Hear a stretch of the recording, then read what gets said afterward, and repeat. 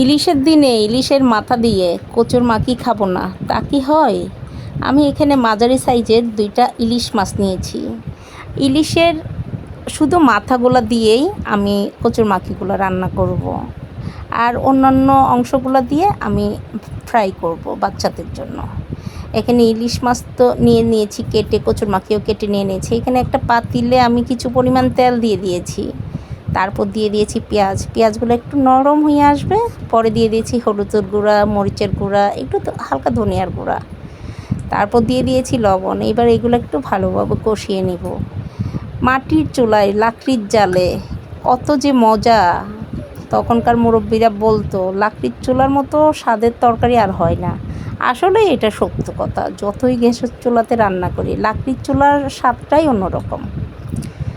লাকড়ির চুলার রান্নার স্বাদটা এখানে। তারপর মশলা কষা হয়ে গিয়েছে, এবার দিয়ে দিয়েছি ইলিশের মাথাগুলা।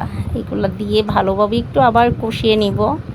তারপর কষিয়ে নেওয়ার পরে ভালোভাবে কষা হয়ে গেলে আমি এখানে দিয়ে দিয়েছি কচুর মাখিগুলো দিয়ে ভালোভাবে নাড়িয়ে চাড়িয়ে একটু কষতে দিয়ে দিব ভালোভাবে।